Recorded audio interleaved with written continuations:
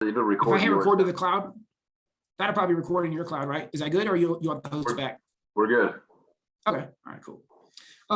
Yeah, so if you guys have questions, this can obviously be super interactive. There's a pretty, decent group here. So feel free to unmute yourself, ask questions, raise your hand, use the chat bar or whatever thing.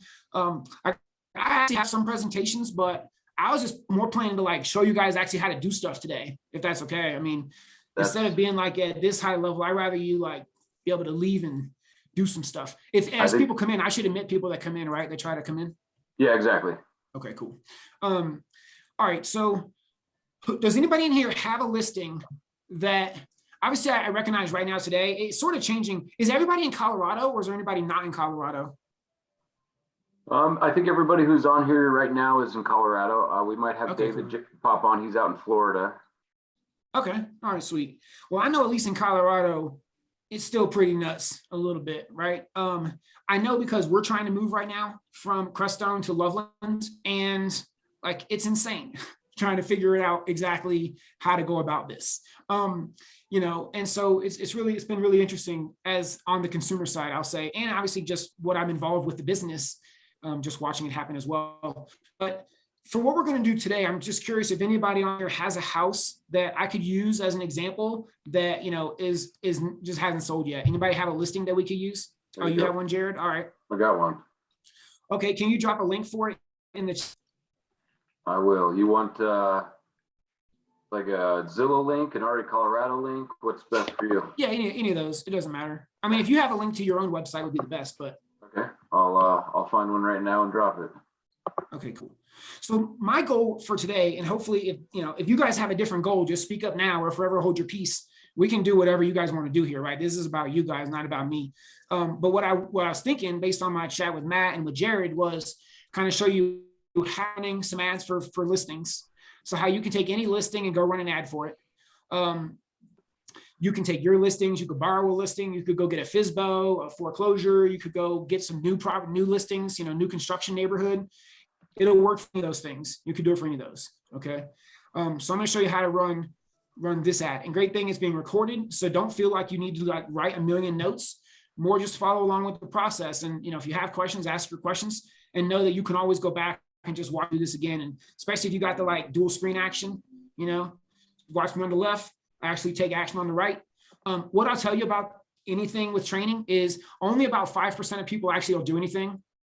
So, I mean, maybe you guys are different. Maybe you guys are awesome and you're like break them, but I'm just telling you as a general statement, 5% of people do something. And the reason I'm going to say that out loud is that if you actually are going to be willing to go take the action, just know that nobody else is going to do it, right? And you're going to go win because you're going to take the action. I can tell you that with everything I'm doing. People pay me and then they still don't do the work. It's amazing, right? But that's just humans, right? Humans, we like having the information, but not doing the actual work. And so if you're willing to do the work, just know that you're going to be in the 5% and you're going to win, okay?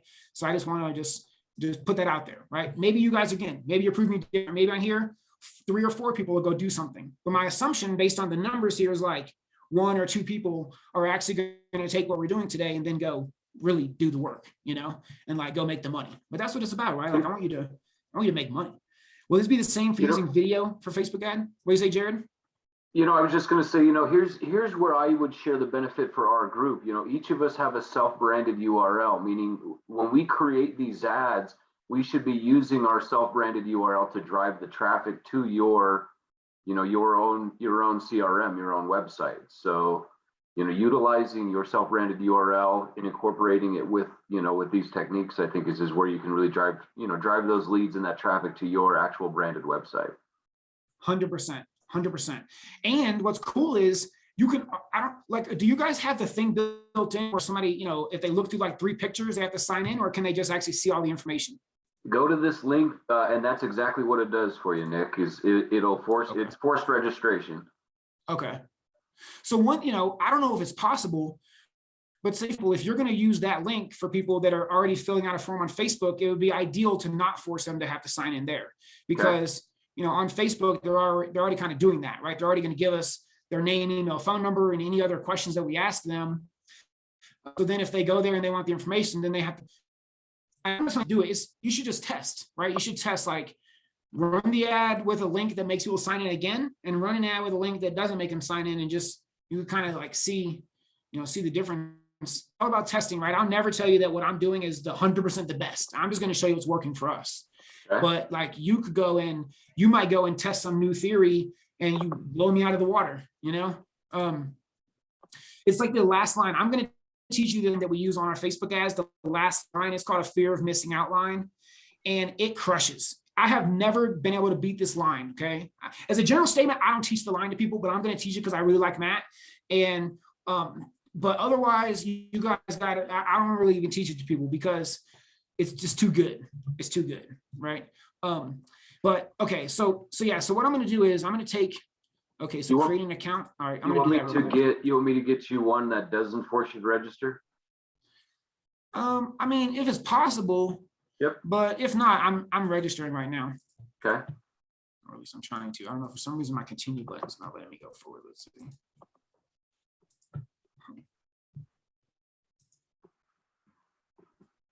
Okay. I'm just gonna look this house up on a different place for now. Yeah, or if you can give me a link that doesn't require registration, that'd be great. Okay, so I'm gonna start sharing my screen.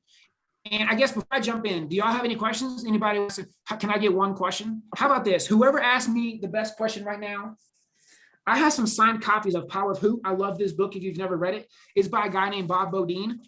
And I just think this book is awesome, right? I bought a case or 2 cases of signed copies. So whoever has the best question right now, before we jump into content, I'm going to send you out this free book. CC, you got the best question? All right, let's hear it. No, I don't have the best question, but I was just wanting to know whether what you're going to teach us with Facebook marketing ads is going to be the same sort of thing, not just for listings, but can we use it to do video, our own content, that kind of thing? Yeah, you can definitely. Yeah, I'll show you a little bit on the video piece. But what I want to show you today specifically is like how to take any property and run that as a Facebook ad. And whether that's a previous sold, like you help the buyer or anything, right? Yeah. And then once we do that, depending on how much time we have, I'm going to get into retargeting, and I'm going to show you how to do retargeting using 1-minute videos. So that's where, you know how you guys go look at something you want to buy online and you come back to Facebook and there's an ad that follows you around for that same pair of shoes or whatever. We do the same thing where people that visit your real estate website, or they're on your database of past clients, or they see one of your Facebook ads or any of this stuff. Now we can start following them around and just pop up on them every couple of days, like, hey, don't forget about me if you're real estate, right? And then whenever they are, they're gonna, it's a way that we can make sure that we get the business. It also, what's interesting about running video ads is it'll increase all your sales conversions. Because when you imagine you go to meet with a buyer and they've already seen your ads on Facebook for 30 days. Now they've been seeing your face, hearing your voice, all this stuff. Like when they meet with you, it's almost like meeting with a pseudo celebrity. Like, oh my God, I can't believe I'm in the room with Cece. This is amazing. Wow, your voice sounds the same as it does on the videos. I can't believe this is so cool, right? You get that kind of reaction where it's almost like the same thing. If you were going to go meet one of your favorite musicians or your favorite actors or something, and you're like, what, Tom Hanks? Yeah, I feel like I already know you, right? And you're like a complete stranger to them. And that, we can create that same reaction amongst people that, you're trying to get in front of. All right.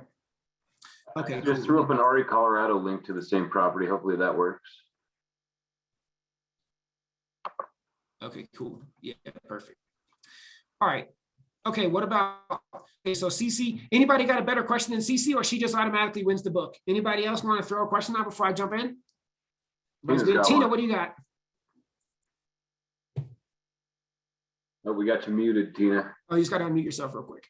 There you go. Can you hear me now? Gotcha. I'm just curious, on a lot of people I know, like for when you do sign in with Facebook, they've got like a fake email. So are you actually capturing the correct email when you sign in using Facebook, just using their Facebook account? Yeah, great question. It is possible that you'll get old emails or old phone numbers or something like that. It definitely is possible. But the great thing is that the leads are going to be so cheap that it almost doesn't matter. And I say that with respect, right? But if you're used to spending $50 a lead or $25 a lead or something on realtor.com and you get fake emails, that's annoying because that's $25. But if you're spending like $1 or $2 and you get a fake email, it's not as annoying. Still annoying, right? Don't get me wrong, still annoying, but it's not as big of a deal because of how cheaply we can go generate the business ourselves versus what most people are used to paying for a lead, where it feels like it stings. If you spent $30, $50 and you get fake information, that's like, man, that kind of hurt, right? That's like dinner out with my family or whatever. But if I'm spending like $1, I don't care about that as much, if that makes sense, right? I mean, I'm like willing to spend like little checks to go get a really big check. That's what I'm trying to do here with the Facebook leads. So, all right, cool. All right, well, CC, Tina, decent questions amongst both of you. Who can pick a winner? So I'll send you both. So just get with Jared or Matt, or send me I look basically like this on Facebook. So just send me a message with your address and I'll make sure that we get those books out for you today or tomorrow. Okay. So appreciate y'all for participating. Okay. So I'm going to share my screen and we're going to jump in. What up, Sarah, jumping in here in the training for us. Okay. So like I said, at any point, if you have questions, either shout them out, raise your hand, whatever you want to do amongst those things. Okay. So this house in Walsenburg. All right, cool. So what I'm going to do, first thing is I'm going to go grab some pictures that we can use, okay? So this picture right here is pretty decent. A lot of times aerial photos do really well. For some reason, I think people automatically, like, it feels sexier than just like a front photo. Okay, I just got to move this video thing around real quick. I'm just going to look through here real fast and see, is there any other picture that would make sense for me to grab right now, knowing that I'm only just going to put one picture on the ad. If you want to get fancier, you can go to Canva. You can take 3 or 4 photos. You can make a little Canva and all that. But I find that it actually doesn't make an impact on lead cost, lead quality, nothing like that. It's just extra work. Okay, cool. So these are all basically just inside. Oh, here's like some cool ones. Oh, this is like on the sticks, huh? So this is kind of like where I live, like not Walsenburg, but, you know, sticks. I live in the dirt. All right. So I think I'm just going to stick with that. It's out there. Yeah, we're extra out here. A lot of people know the Great Sand Dunes National Park. So if you've ever come out that way, you know that my neighborhood butts up against that. Okay, so I'm just going to grab that photo. That's the one thing that I'm going to do right now. So here's how you get started. You go to Facebook Suite, and you got to go. And if you have multiple accounts, you got to, you know, make sure that you go into the right account. I'm going to use this one right here, and then you got to go into all. It's way down, but basically you go to Facebook Business Suite, and if you come down, you go to all tools. Oh, assuming that it ever pops up.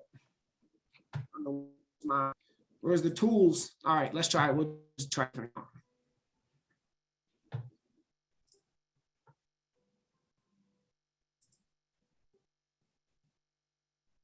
Okay, so right here we got the ads manager.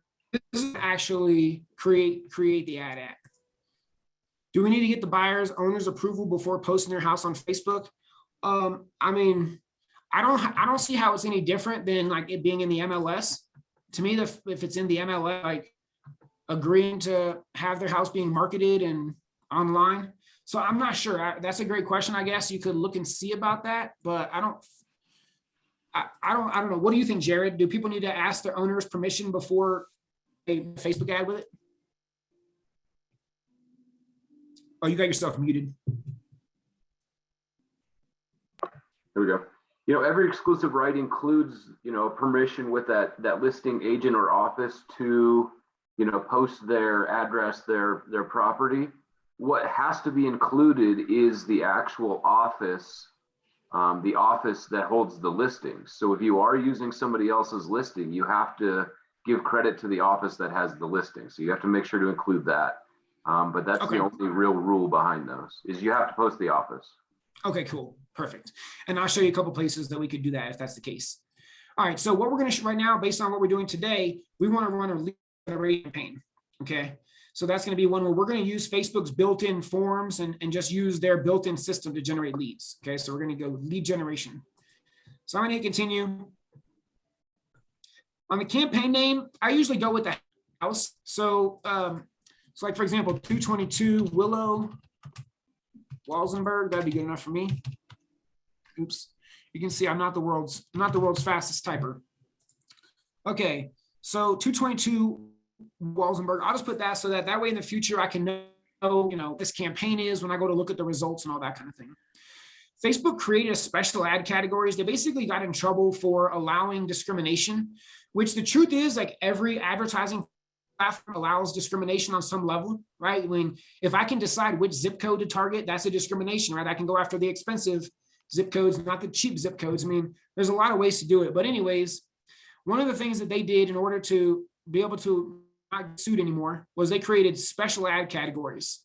So we have to use this now, and then we have to use the housing category. So you can see right here, it says ads for real estate listings, homeowners insurance, mortgage loans, or other related opportunities. So we have to check that box. And what it does is just takes away some of the options that used to exist in terms of targeting. So now you can't select the age range, and some of that stuff goes away. It doesn't mean that it's not happening in the background. It just means that we're not able to select it, right?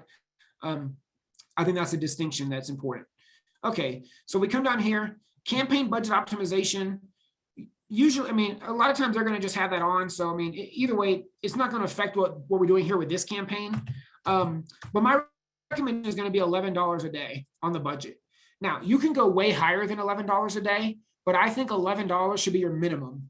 The reason is Facebook is an auction, okay? It's an auction. So they have all these buckets of available spots to put your ads in front of your audience. And based on how much you're bidding, how much you're spending every day, you can get ranked as a high quality, low quality buyer, this kind of stuff. So if you spend $11 a day, I found that Facebook will give you a little bit higher quality traffic than if you spend $10 a day.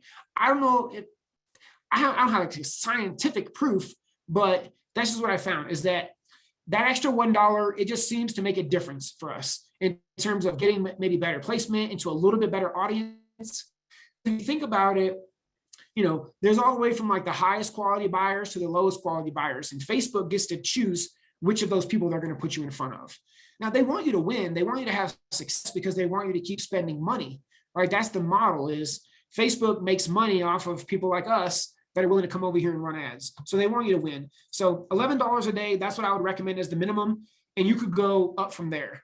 Now, if you're like, if money's really, really, really tight, you could go like $5 a day and you're still going to generate leads. But I just think $11 a day is the right number to get enough opportunity to actually have success. Because what happens sometimes is people will come to Facebook, they'll spend $20, $30, get 5 leads or whatever, and then say it doesn't work. Like, oh man, see, I knew Facebook ads didn't work. And it's like, yo, you do like one tiny little test. You can't, that's not enough leads, You need like 100, 200 leads to go make a determination if the leads are good or not. You need like you got to give yourself enough opportunity. Nick, real quick, isn't it true that once you initiate or create these campaigns, they go through a learning phase anyway? So correct. So letting it run and letting it spend some time developing and targeting the audience is where you're going to see the shift in cost. Correct.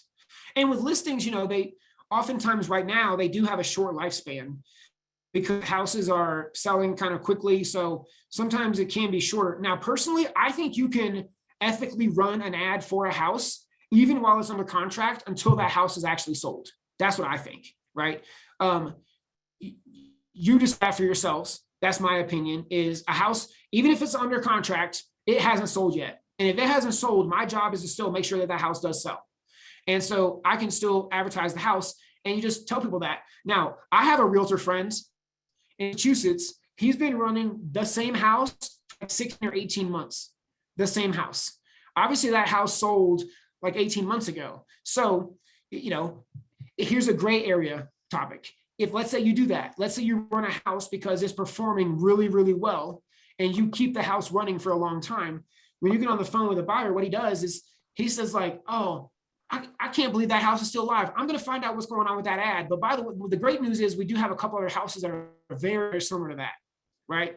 And he basically like plays it off like a technical error. Like, what? I can't believe that's still live. I don't know how that happened. Good news though, I got a house that's perfect for you if that's what you like, right? So that's great. I'll just say that. But sometimes ads, you can have an ad that just kills, man, and you don't want to like turn it off, kind of hurt your feelings, right? Okay, $11 a day. Real quick, just going to throw something in on top of that, Nick.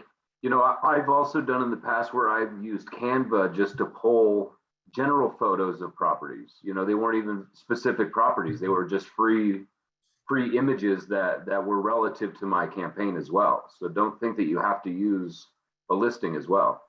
Yeah. Yeah, definitely. I mean, a list of house ads still works very, very well, right? So, you know, I don't want to get into all of it today, but basically the idea is look in your market. What's the median price home in your market? So say, for example, we know if it's, you know, and maybe it's 350 for people on this call, maybe the average is like 350 or 400 or something. So we would go a little lower than that. If the average is 400, if it's in reality, the average is 400, then we can make a list that's like, get a list of homes, $350,000 or less, right? And in that case, you can just go use like something from unsplash.com or, you know, any free photo websites. You don't have to use like a specific house.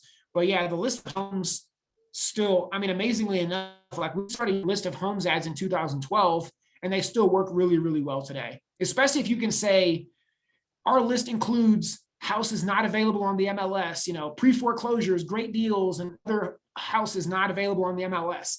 Because then they're like, oh, snap, okay, I'm going to get stuff here that maybe I'm not going to get somewhere else. And so you just got to figure out, you know, obviously we like to deliver what we promise. And so it's figuring out how do you actually, you know, get that type of information that makes it worthwhile for somebody to give you their details. Okay. All right. $11 a day on the campaign level there. All right. So once we go to the next level, what we're going to do is I'm just going to name this the same exact thing, right? So 222 Willow Walsenburg. And in this case, you can see there's 3 different options, right? Instant forms, that's what we want to use. Automated chat, calls. So with automated chat, that takes them basically into like a messenger conversation. And then the calls actually just makes people be able to call your business right away. So instead of becoming a lead, they just become a phone call. I don't think that's as effective for realtors.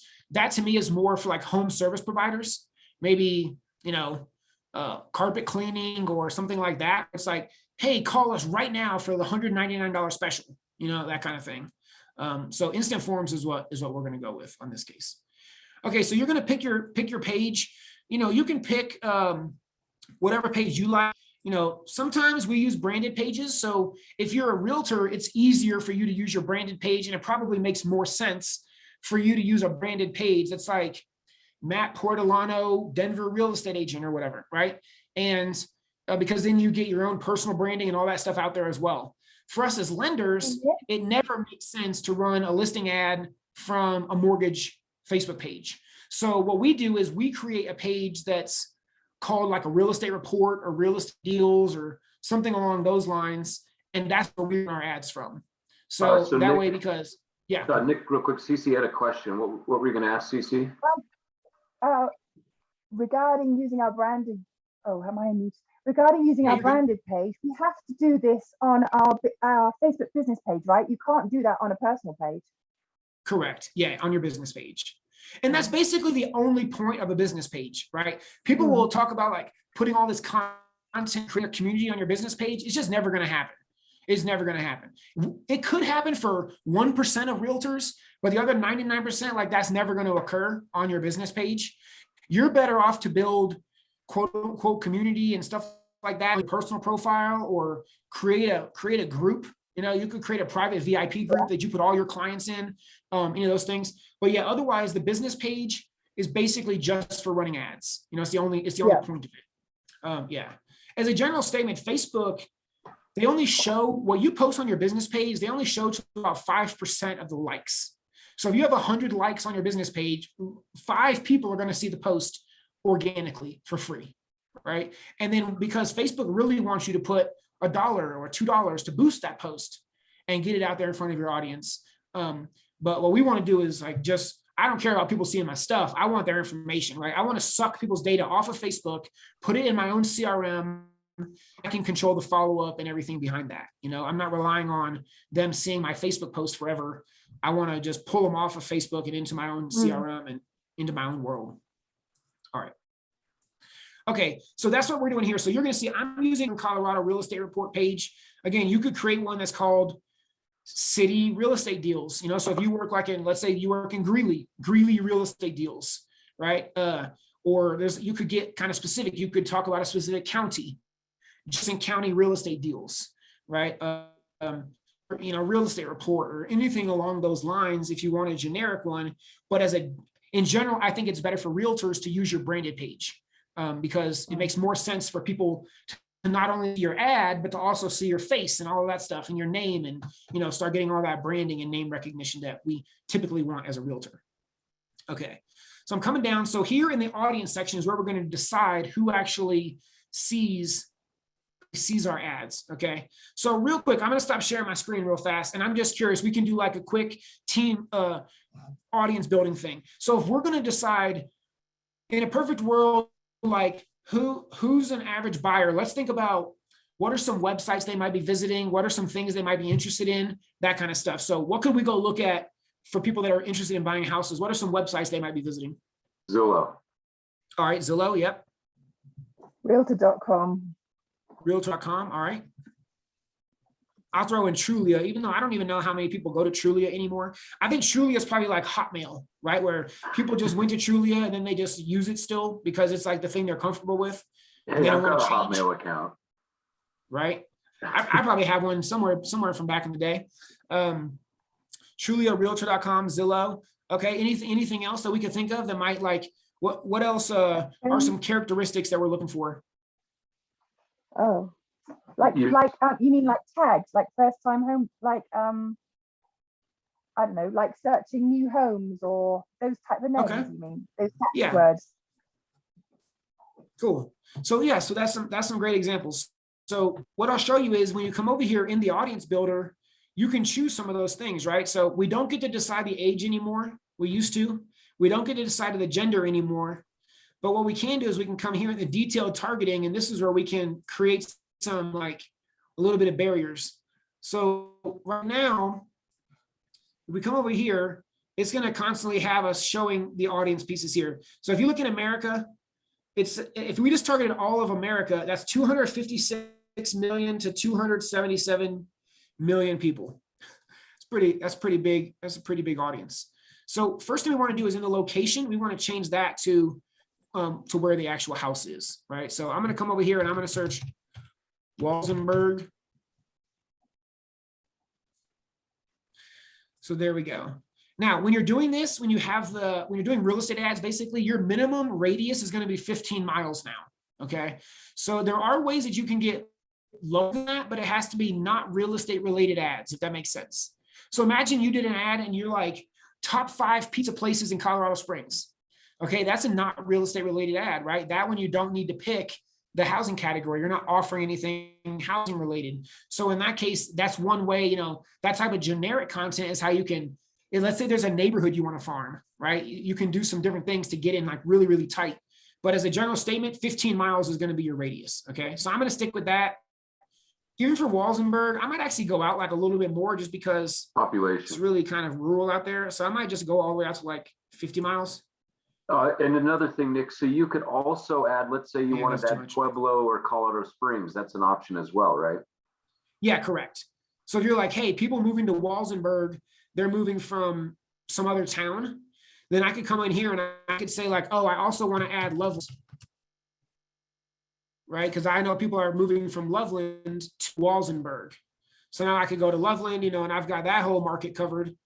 And now if I zoom all the way out, you're going to see that I'm covering both Walsenburg area and I'm covering Loveland. So now we're geo-targeting our leads. Yeah.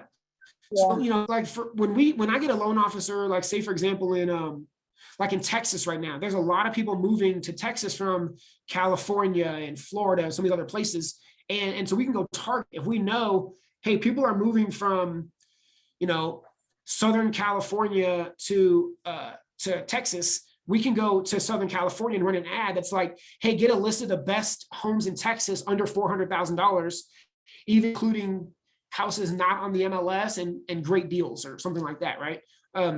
So yeah, you can go out and hit other areas. In general, people move 12 miles. If you look at the national average, it's 12 miles. So the national average of a home buyer is they move within 12 miles of their last house. So usually that 15-mile radius is pretty accurate, but I'm going to go for 40 miles just because we're like way out here in the sticks, right? Yeah, I go through Walsenburg like to go when I'm coming to Colorado Springs. That's what we go like through that La Vita Pass and come to Walsenburg that way, and then through Pueblo. Yeah, it's kind of, I'm like out here somewhere. Okay. All right, so we got the location. Oh yeah, definitely is beautiful. Yeah, kind of a pain to travel, but it is beautiful. All right, so we've got the location. We've got the location pretty well set. Now we're going to come down, and right here we're going to use the detailed targeting. So it says add demographics, interest, behaviors. Again, a little bit limited here, but we do have a few things that we can use. So first thing I'll show you, and sometimes we got to do the search like two or three times before it starts popping in results. I don't know why, especially on screen share. So let me just see if we can get it to pop up eventually. Yeah, I don't know why. It seems like when you're on Zoom, there it goes. Okay, so there's realtor.com, right? So we've got that one in there. Now we could come over here. We could add Trulia. We can add Zillow. So what'd you say, CC? I'm a bit confused. We were talking about that under custom audience, or is this still under custom audience? You're just no, we're not under custom. Yeah, we're basically under the audience, building the audience here. Yeah. Okay. So it's not a custom audience. That would be right here if we're using this, where it's one that we've already made before. We're just actually building out a new audience right here. So under location, Gotcha. and then right here under detailed targeting is where we're at right now. Okay. Detailed targeting. Thank you. So we've got Realtor, Trulia, Zillow. Now with those three, I can hit suggestions and it's going to pull up other stuff, right? So here's like homes.com, that sort of thing, right? So you can look and see, here's first time home buyer, yeah, here's real estate, that kind of stuff. All right. Now what I like to do is I like to make actually a two-layer targeting, because I can get people that are interested in all this stuff here, but like also as a general statement, realtors are going to get caught in this as well, right? Not just buyers. It could be like other people interested in real estate. So what I'll do is I hit narrow audience, and it says, it says they have to match these things and what I'm about to put down here. So down here, what I do is I put mortgage stuff, right? So I put mortgage loan, I put mortgage broker, I put mortgage calculator. And then last one I put is mortgage insurance. Okay. So now what I did is people have to be interested. They have to be visiting these kind of websites like realtor.com, Trulia, Zillow, homes.com. And they have to be either talking about mortgages, visiting mortgage websites, all that kind of stuff, right? They have to be doing both. And then what I did over here, if I look at my audience, got it way shrunk down, right? Look, my audience is only 6,700 to 7,100 people. Is that if you remember, small, if I was like in a big city, that'd definitely be too small. I would try to increase it, but for Walls, I think that's great. Yeah, I have no worries about that, because it's like all we're trying to do is pull out like 100 of those people to become leads right now. I mean, so it's when you look at the numbers, yeah. But usually in a city, like if I was doing something, we were doing this in Colorado Springs or Denver or something, probably it would be closer to like 20, 30,000, 50,000, somewhere in that range, probably, especially like in Denver, you're probably getting into the definitely high, into the 5 figures of people with this.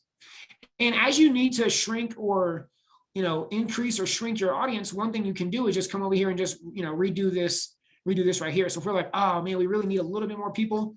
Oops. We could go to, we could go over here and 37 miles, that's funny. We could go to 50 miles or whatever. I only didn't go to 50 miles because that crosses into New Mexico, and odds are people aren't moving from New Mexico into, to Walsenburg. So I just thought, it's probably better to at least get it, as Colorado like that. So even with that right there, let's see, 43, that added a little bit. Oh, look, man, that added a lot. So it must have like took us into Pueblo or something, because that added 10,000 people when we did that right there. So I'll just leave it like that, see what happens, generate these leads. And I don't know, I'll just like send them to somebody. I don't know. We'll figure out how to dish them out. But I'm gonna run this ad for a couple of days and just see what happens. It's a long drive. How would we narrow it? What would you use for us? What'd you say? I said, what would we use to narrow it for us? Oh. You know, for, Yeah, I mean, in general, if you're going 15 miles, you don't need to narrow it beyond that. Just if anything, like, just don't put too many things in here. So like if I said like, oh man, this is too many people. Okay, if I had to pick, I would take out first time home buyer, and I'd probably take out like real estate. So then they have to be visiting these websites. but you wouldn't use the additional interest like you were using for the mortgage calculator and all that for us? Oh, I would still, yeah, I would build all this out first with both layers. So it has the real estate layer and it has the mortgage layer. Uh-huh. And then I'm checking over here to see what my audience is. If it's like 100,000 or 50,000 or something, you know, that's still too much, especially for a single property ad. You know, like you want to maybe get into like 10 to 30,000, you know, kind of in that range in general. Okay, so you're saying even for realtors, you would still use the mortgage calculator and all that stuff? Yeah, absolutely. Yeah. So Tina, Because I want to find buyers that are looking at both pieces of information. They're looking at real estate stuff and they're looking for mortgage information. Okay. Yeah. And just because I know like they're most likely, you know, people like to browse realtor.com, just a fact, you know. So, but those browsers, they're not also looking for like, what would my mortgage cost me? You know, what's the current interest rates today, whatever, this kind of stuff that buyers that are more serious, that are ready to go in the next 30, 60, 90 days, you know, they're looking for both pieces of information. And that's why I'm going after both. That makes sense? Mm-hmm. Okay, if I'm doing a lot of stuff in Walsenburg, then I could come right here and I can hit, let me find it real quick.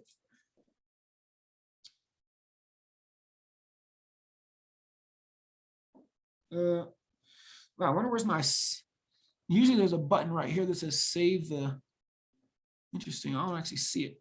Well, and usually for some reason, I don't see it today right now, but there's usually a button right around here that will allow you to save the audience. Is that when you go up to the top and create a new custom? No, it should have been. It should just Yeah, be here at the right. bottom. Just past, oh, that is a saved audience. I saw use saved audience. Yeah. Okay, I'll show you one other thing. If you want to get even a little bit, add one more layer. Again, this will be more like an optional thing that I always do. But if you want to try your best to prevent realtors from seeing your ads, then you can hit narrow further right here. And oh wait, sorry. I think actually it's up here. It's exclude people who are at least in one of the following. Okay, that's for existing audiences. Let me see. Maybe they took it off now. They keep making a little bit of changes around the special ad categories. So they may not allow you to do it. So I'm going for now, but sometimes what you can try to do is you can create a custom audience that's based on realtors. So like National Association of Realtors, National Women's Council of Realtors, Realtor.com Pro, Zillow and Trulia Premier. Like those are all some of the targeting that you can use to basically make an audience of realtors as a custom audience. And then you could be able to exclude that list. So as a way to try to prevent, realtors from seeing the audience. I think it does happen by adding in the mortgage layer recently, because in general, realtors aren't talking about mortgages, you know? Okay, so I've got my audience built out. So right now we're at 8,600 to 9,100 is the estimated size. That's perfectly fine for Walsenburg, especially. All right, so now the final layer is the actual ad building layer. Okay, so again, I'm just going to put the address here, 222 Willow, Walsenburg. Okay, and what's going to happen is over here on the side, you're going to see that it's going to constantly, I'll show you as we build it, but it's going to constantly build out the offer right here. So when we come down, we're going to go to creative. So first thing is I'm going to go grab that photo that I saved. So I'm going to add an image. I'm going to upload it. Let me go try to find that. Let's see. Oh, it's right. This one right here.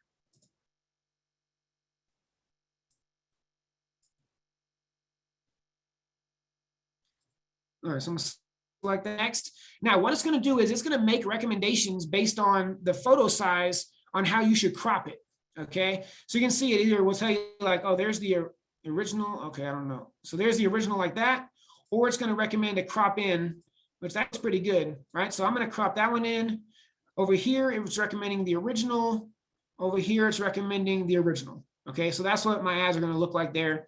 But if you want to do anything, you can crop it, you can move things around, all that kind of stuff right here inside of Facebook. Okay. So I'm going to hit done because I think all that looks pretty good based on their recommendations. Now, this house, how long has it been on the market? Shoot, maybe a month. A month? Okay. All right. So primary text, this is the ad, the ad text that's going to go right here. So this is what we're going to build out first. So what I like to put in this case, since it's been listed for a month, usually if it's a brand new listing, you're going to say like just listed in Walsenburg, right? So or something like that. It was recently price reduced, recent price reduction. Yeah. Okay. So in that case, I'm going to call it best deal for sale in Walsenburg. I'm going to see if that fits. And I think, just a side note or a tip is people are always looking for deals and opportunities. So anything we can do to try and make this more attractive and not just basic, would always 100%. help. Yeah. So best deal for sale in Walsenburg. All right. So now what I can actually come over here and look at it. So it's a 2-bedroom house. Okay. 2-bedroom house on 5.5 acres. So I'm going to read this description real quick and just see like if anything specific stands out. I'm looking for really basic things. Okay. I use a phrase in the Legion called dude words, dumb dude words.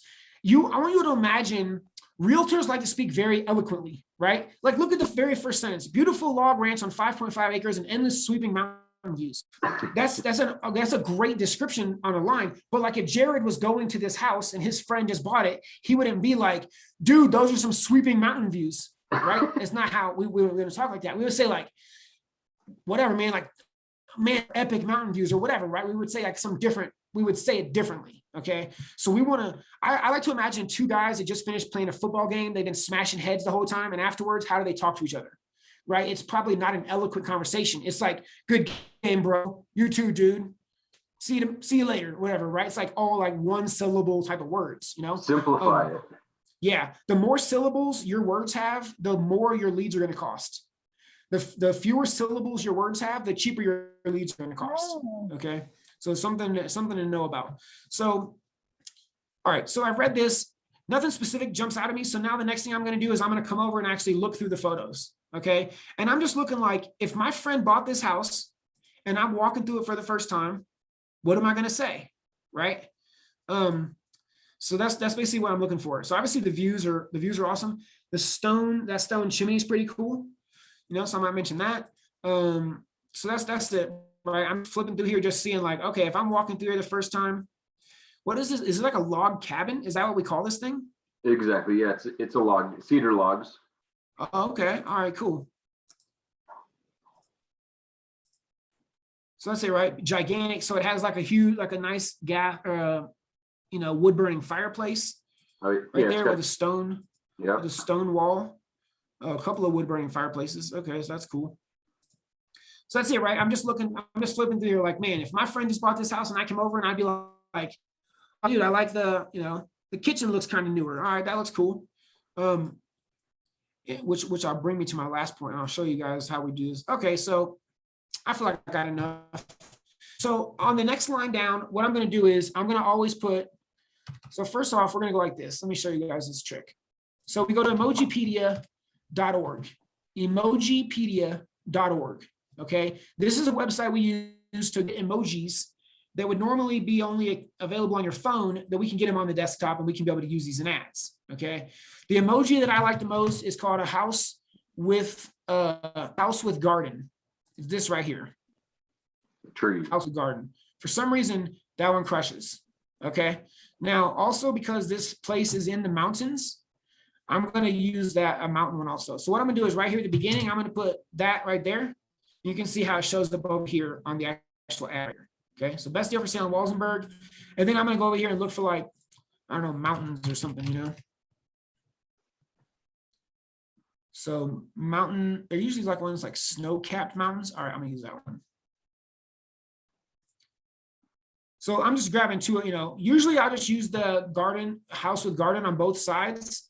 But because this one's in the mountains, I kind of want to remind people of that just in case they're not 100% sure where's Walsenburg or something. So that's what that's going to look like right there. Okay.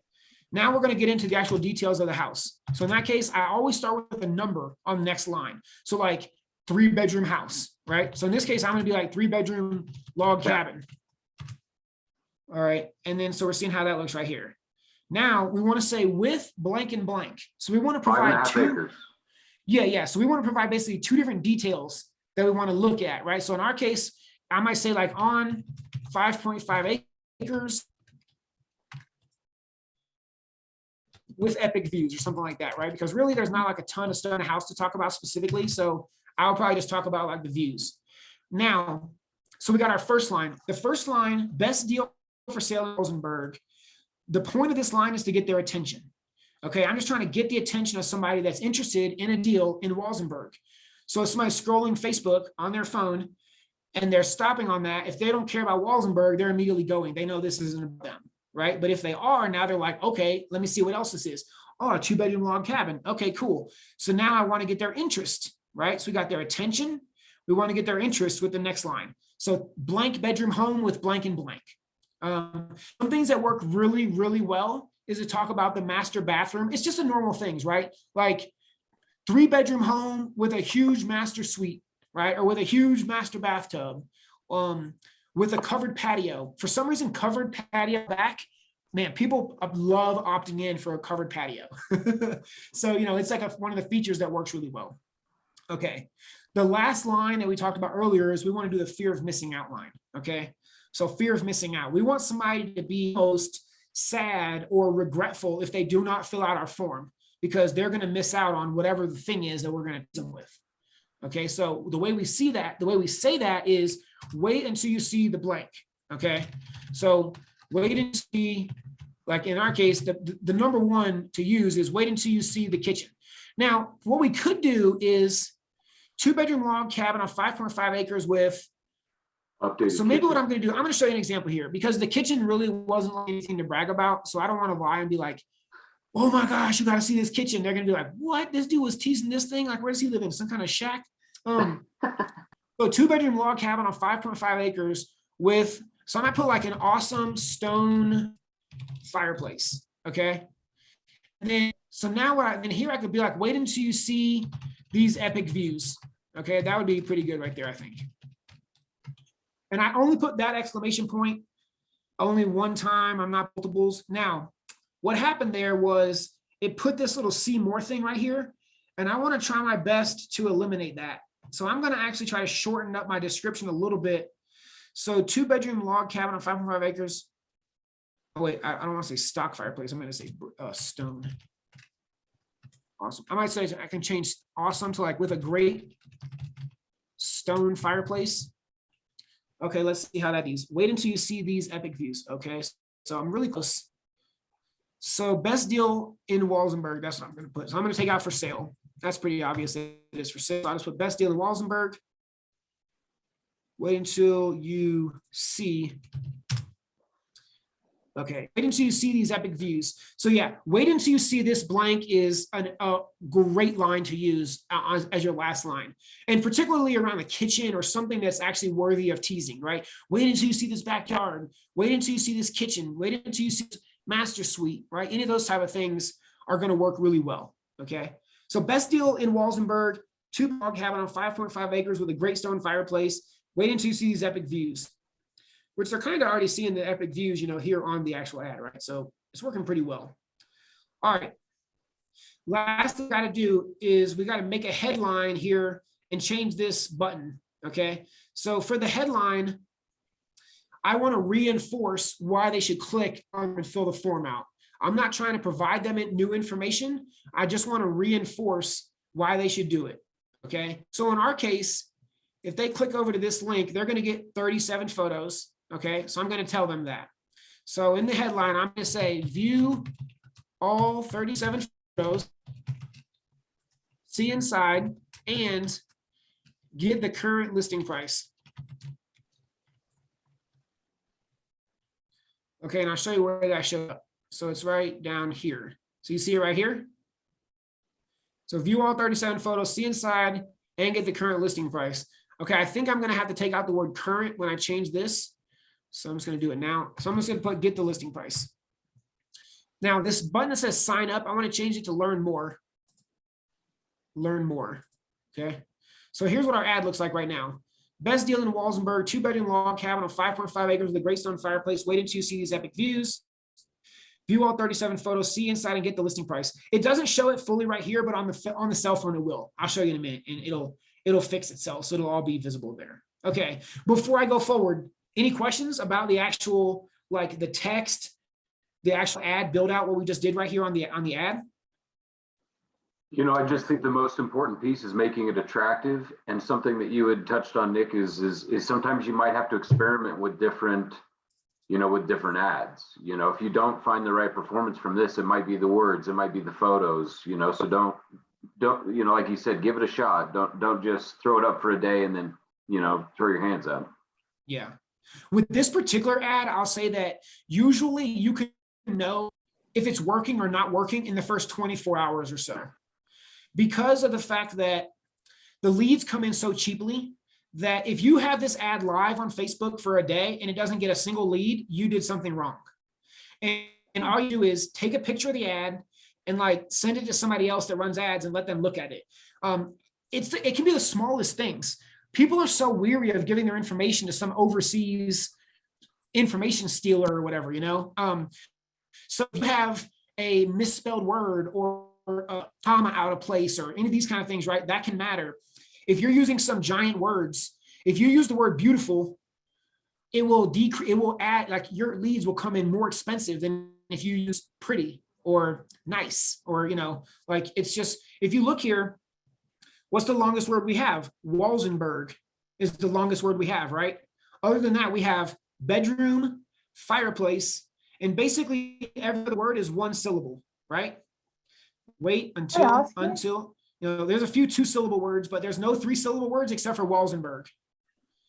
So what is that, the psychology behind that then, Nick? Is that what is that? How does that make the leads more expensive? Is it because not so many people will click on it if you use longer words? I think, yeah, I mean, man, the thing is like 50% of people are dumb, right? I mean, if we just go by like, law of averages, right? If we just made a line in the middle, we would say 50% of people this is the 50% of people that are smart, and this is the 50% of people that aren't as smart. And I mean, I don't know. I think that's just it, right? Is you think it falls into the keep it simple, stupid? Yeah, it's like the idea that they say for copywriting, it should be at a 5th grade reading level.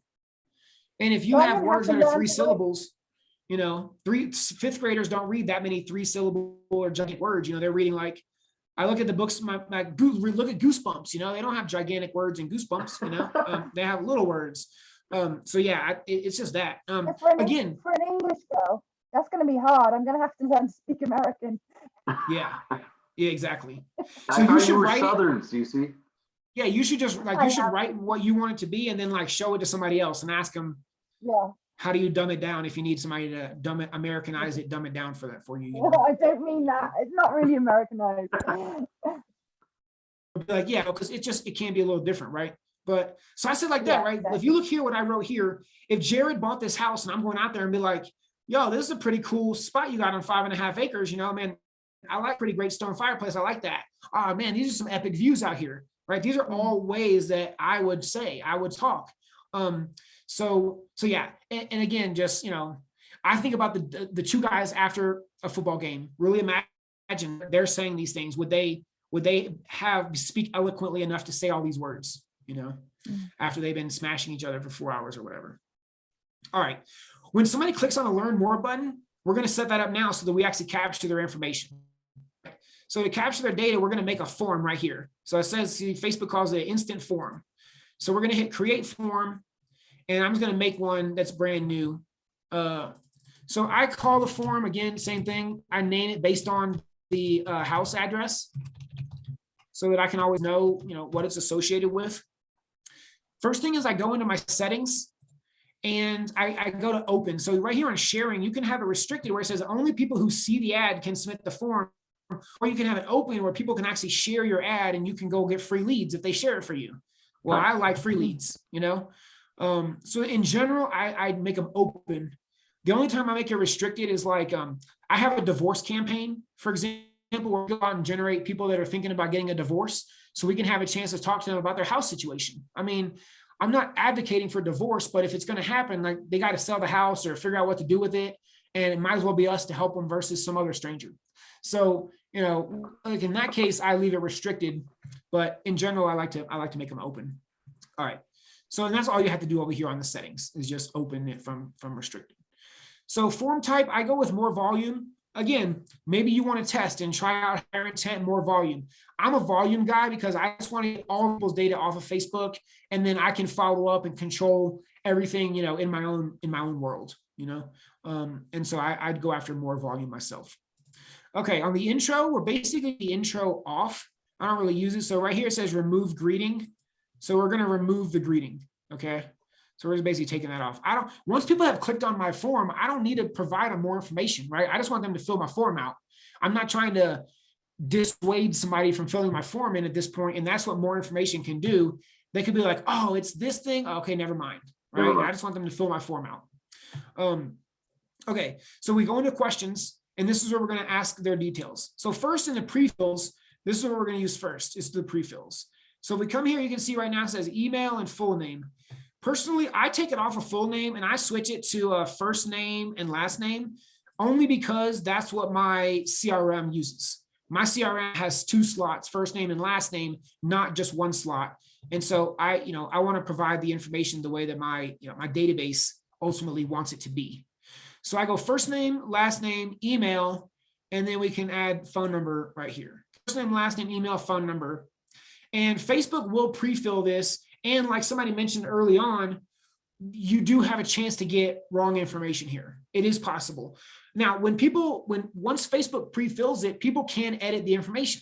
So if for some reason it's the wrong email, the wrong phone number, they can edit that. And so they do have that ability. It's not just an automatic, submission, but they can do that as well. So now, if a lot of times you can probably just leave it at this. If you want to get the most leads for the cheapest cost, leave it just like this right here. Name, email, phone number. Don't ask any more questions. Okay. If you want to get the leads a little bit more expensive, but also a little bit higher quality, then you can come up here and you can add a custom questions. Okay.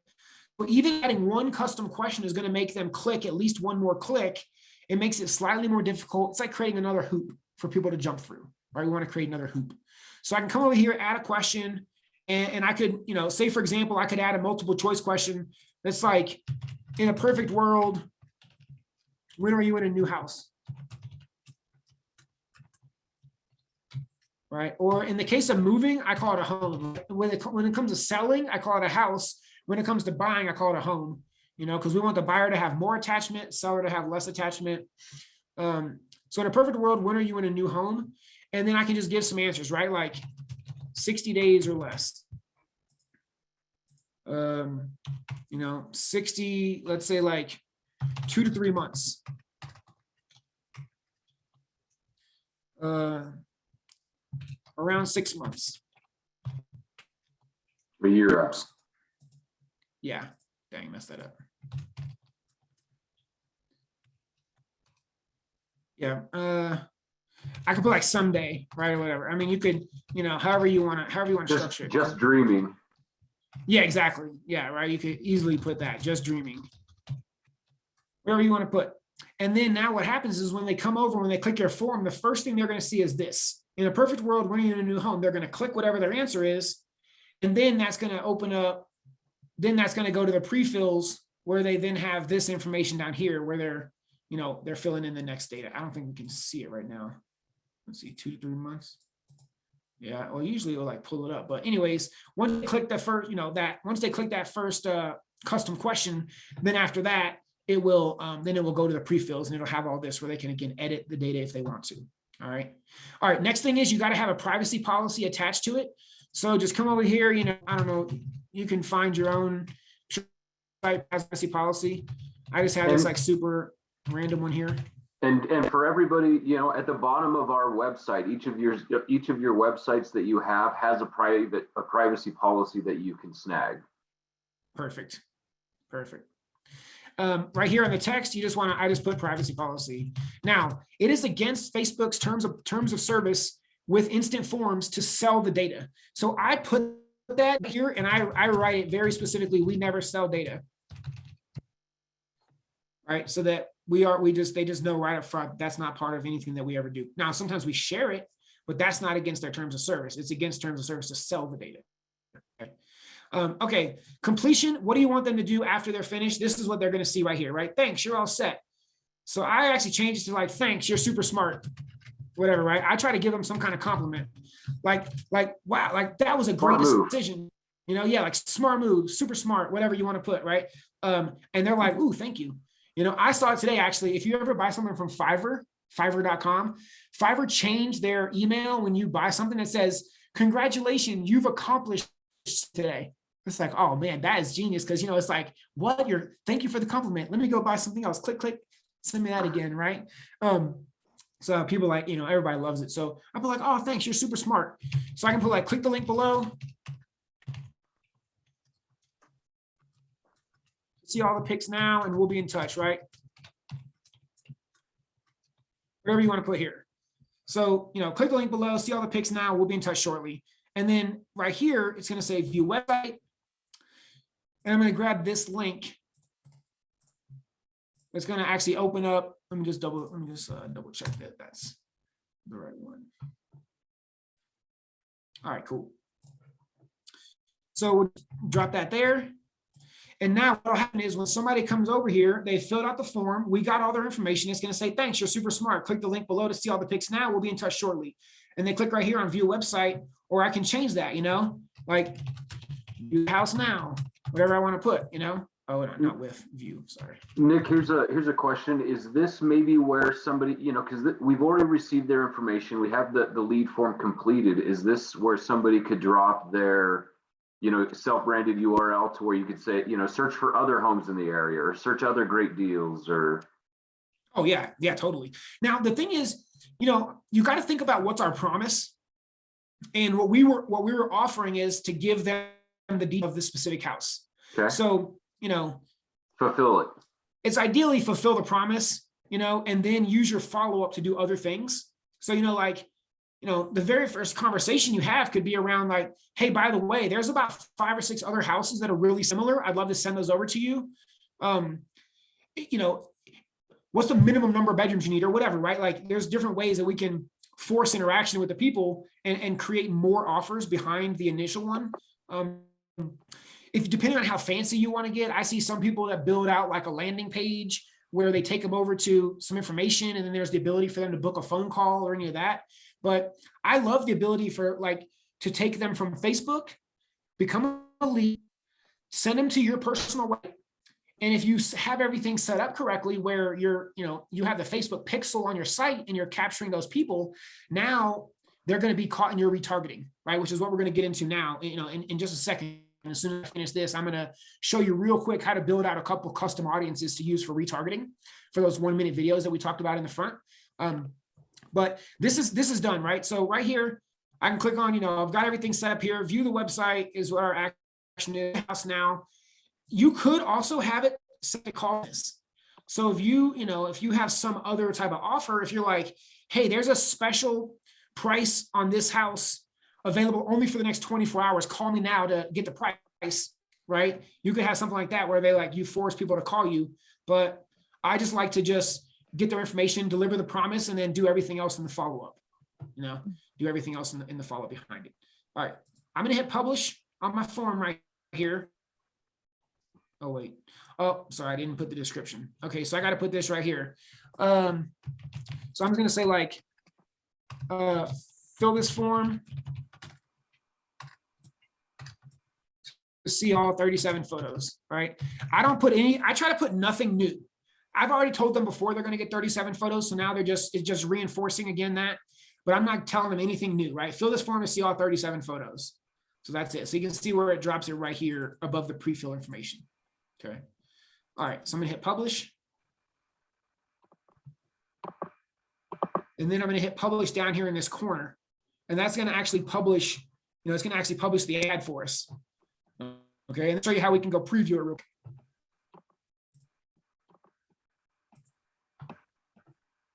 I'm sorry, can I interrupt you for just a second? Yeah, for sure. I apologize. I misunderstood, I guess, the last time when you were talking about the email, the Facebook email. I thought it auto-populated whatever was currently in Facebook, the email. Is there a way to do that? So they don't actually have to fill out an email? Oh, it does. Yeah, it does auto-populate. So whatever, every Facebook account has a primary email and a primary Right. phone number associated to it. And when they fill the form, that's the information that's going to drop in. Their first name, their email, their first name, last name, email, phone number. Those are going to auto-populate. But they do have the ability to edit the information before they submit the form if they want to. Oh, okay. Yeah. But Okay. all that's done automatically through Facebook. Yeah. Okay, but can you grab it without them seeing that you're grabbing it? So maybe just have them fill out their first can't- name, you but won't still have- get their email? You won't have their information until they click submit. Yeah. Yeah, you have to have the field there in order to get their actual email address. Okay, okay. But what's cool is what's great is one of the things is I'm going to show you in a second is, say for example, for every one person who fills out your form and you actually get a lead, there's going to be 2 or 3 other people that click the button and they don't submit the form, right? Because the form, let's say it has 30% completion rate or whatever it is. So, or 20, like we average like 20, 25% completion. So meaning for every 4 people that click on the form, only 1 is going to hit submit. But if you have the retargeting in place the right way, then all those other people that didn't hit submit on the form are going to be in your retargeting also. So now it's like, hey, it's me, Tina, again. Hope you're doing awesome still, blah, blah, blah, whatever. We've got like a little message, Okay. And so it's pretty cool where even the people that don't submit the form because they don't want us to have their phone number, email, or whatever, we're going to know about them. Like Facebook's not going to tell us, hey, Tina didn't submit your form. They're just going to automatically start showing retargeting to those people because they know who they are. So that piece is pretty cool. Okay. All right. So let me show you on here, assuming I can. I don't know why it still says review and publish up here. Let's see.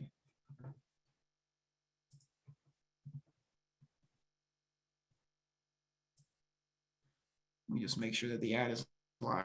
Oh, it's finally, because see, the thing isn't showing up there. It's kind of interesting.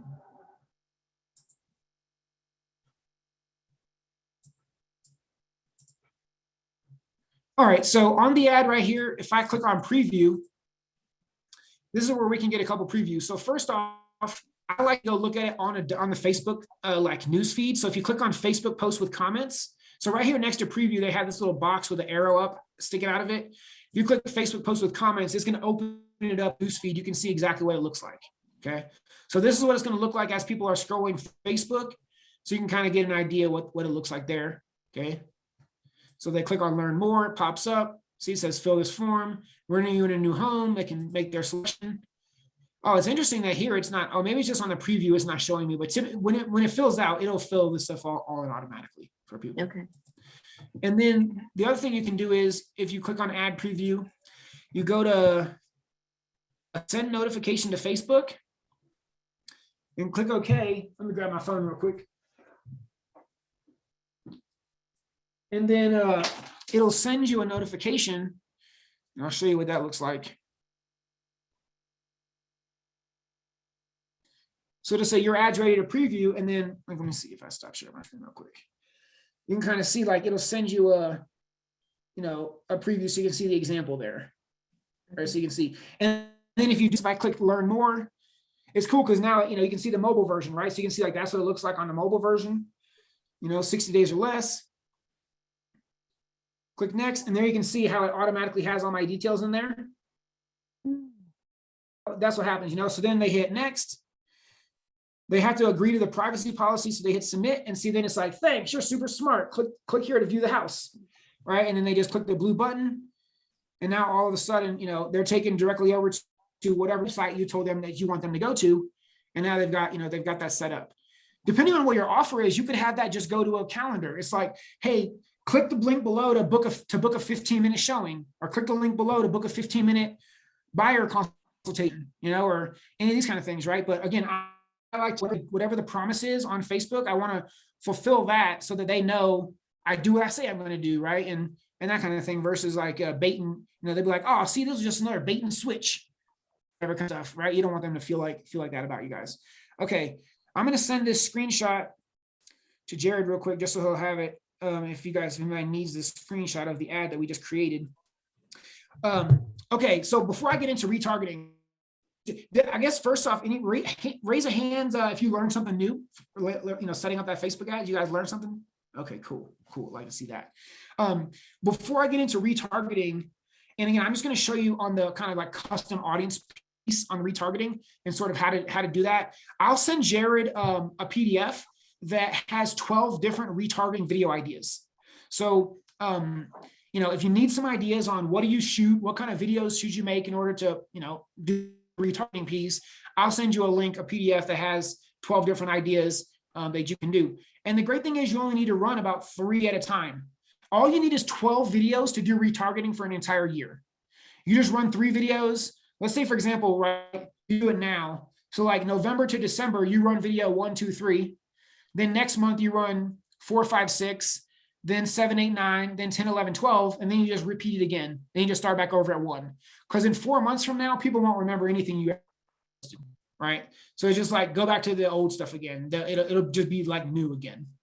And that's all you got to do, right? And so we just created 12 different videos. You basically shoot those 12 and you've got yourself set up for a whole year, year's worth of retargeting. All right, around the lead generation though, before I get into the retargeting piece, any questions around the lead generation? How we ran that listing ad? I think the biggest thing is just practicing, just trying, actually, putting one together. For sure. It's like anything. The first time, you're probably going to suck at it, right? Next time, you're going to only be like bad. Then you're going to be like kind of good, then really good. And, it'll go from taking you an hour or 2 hours to set up an ad to being able to do it in 15 minutes, Right. and just push it out really quick. If this is a great strategy if you're doing an open house. So if you're going to open on a Sunday, you should start running ads like on a Wednesday, promoting your open house. So, in the ad or, in the whole back end promotion, talk about the fact that there's an open house on Sunday from 1 to 5 or, whatever the time is, right? And just flood your open house with guests. It's in the Legion, we teach that strategy. We call it the shock and awe strategy, right? Where we teach a loan officer to take your open house, promote the heck out of it for $20 a day for 3 days or 4 days, spending like 50, 60, 80 bucks and drive so much traffic and so many leads that you're overwhelmed. And then they show up at your open house like, hey, what's up, David? By the way, it's me, Nick. I've been sending you all those leads and told everybody about your open house. And you're like, oh my gosh, I've never had this to me before. And now all of a sudden, you want to have a talk with us because, you don't know how to do that. Okay, when the leads come in, where is the actual info going? Straight into our CRM or a spreadsheet. Okay, depending on where you want them to go, you do have to, Facebook does have the ability where you can just get the leads all inside of Facebook now. I recommend using a service called Zapier, which it basically connects everything together. Who here has heard of Zapier or used Zapier before? Anybody raise their hands? Okay. These are advanced techniques. If you're familiar with that, yeah, I'll jump in and kind of show you real quick. But if you go to Zapier, if you need an account, grab an account. It's like 10, 20 bucks a month, something like that. And essentially what it does is it allows it allows platforms that don't normally talk to each other to talk to each other, right? So like maybe your CRM, for example, it allows Facebook to connect to your CRM. So you would come over here and I'll just run through one because it should only take us maybe like 3 minutes. And click on create a Zap. The first thing you're going to do is it's going to say like, what's going to start the Zap? So we're going to go with Facebook lead ads, and the trigger event is going to be a new lead. Okay. Again, just remember we're recording this. If you ever need, just come back in again, just watch through this process if you need it later. Okay. You're going to have to connect your account. Mine's already connected in here. So, I'll just use it. But just, anything that's not connected, it'll just tell you, hey, connect this. And it's pretty simple. Okay. All right. Oops. Oh, whoops. Okay. So I'm going to grab the page, and then right here, it's going to pull up all my forms. And you can see right here's the one that we just made, right? So there's 222 Willow and Walsenburg. Continue. And so it's going to basically test what I'm trying to do here. And there's the test, right? So it pulled in my information from the test that I did. So now I'm going to hit continue. Now what I want is tell it, what do I want with this information? So depending on where you want it to connect, say for example, you have a Lion Desk account, right? You can have it go into your Lion Desk account and you can have some automation in place behind that. You could have it go into, It could I'm send trying to you a think. text message with the information. Oh, yeah, totally. Okay, so yeah, I can show you that piece right here. So you could go SMS by Zapier, and you can have it send you a text or anybody else. Let's say your loan officer is pitching in on the lead generation. You can have it go to both of you guys, you know? So I can come over here, choose an event, send me an SMS. So I can hit continue. Again, if you haven't already, you're gonna have to connect your phone. You can see I've already got mine connected in there. And then right here, you just pick a phone number, doesn't matter, just pick a random number. And here's the actual text messages you're gonna get, right? So I go like, oops, congrats. You have a new lead. What was it, Willow? Willow, yep. Okay. Now what you can do is right here, you can see it says insert data. So it's going to pull the data from the Facebook form that you can use in your lead, in your SMS now. So I'm going to say, okay, here's the first name. Here's the last name, right? Here's the email. I can come down here. Show all options. Let me see. Yeah, let me see. Oh, let me see. I just got to like move. Man, it's this thing right here. Okay, here we go. Yeah, so show all options. Okay, phone number. I like to drop it on a new line like that. And then put like moving. And then you can put the answer right here, right? For when they want to, right here, we said in a perfect world, when are you in a new home? Right? And so then I'll have their answer there. So now whenever this comes over to me, and I'll show you in just a second because it's going to send me a test.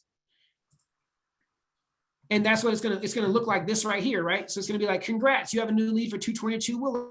And then it's going to have the name, email, phone number, when they want to move. So now when I call the lead back or I have that information, I have it all right here at hand, right? Oh, cool, man. I see you want to move in 60 days or less. Have you already been pre-approved for a loan? You know, I can ask them whatever questions I need based on their answers. And so you can see like right there, I don't know, I got to like scroll back up to my thing, I guess. Let me see. You can kind of see that's what it looks like when it comes through, right? So it's pretty cool. You can text these to yourself. You can email them to you. You can integrate it to your CRM. It'll send it wherever you want. It'll send it to a spreadsheet, a Google Sheets if you wanted. For sure. We have our Zaps right now. It does a lot of things. So like when we get a lead, it sends it to a Google. And that's what our like dialer team works off of. Sends a CRM where we have our automation going out. You know, we have it going a few different places like that. And yeah, so you could just every time. You know, you can just come over here and you can just hit this plus. You could add another thing, you know, of, you know, send me an email, drop it into my CRM. So you can have it do 2, 3, 4, 5, 8 things, you know, automatically whenever a lead comes in. So that can all happen, you know, without your input or, you know, you having to do anything. I would say last thing would be to name your Zap and turn your Zap on. Yeah, for sure. Yeah. So right here, yeah, make sure that you name it. If you will have a million Zaps, it's called name your Zap, and you don't want that, right? Because then later on, you're like, what is this associated? You know, and you got to go dig in and just cause a bunch of problems. So I just call it the same thing, you know, based on the house. Turn your Zap on. So there we got it on. We got it on right there. All right. So that's pretty much how we can connect it. Hopefully, that answers your question, David. Whenever you first asked. Around how to get the data. Can you show them where to find their leads if they don't do Zapier? Yeah. So if you go into let me see. So right here, I think it's in more. So right here's where you can import or export your leads. So you can basically be able to come over. The other place too is there's a.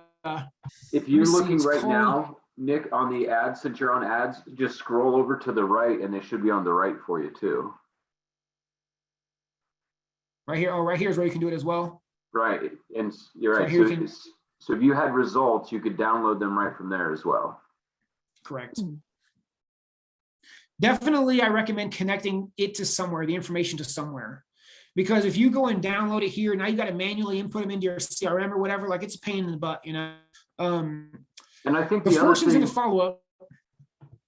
I was just going to say, Nick, I think, you know, the thing that we always, you know, stress is the sense of urgency, you know, speed to lead. You know, if you wait 3 days to come check to see if you got leads, you're kind of missing it If you can get that 100%. instant notification to your phone, you can instantly give them a call and check and follow up. Exactly.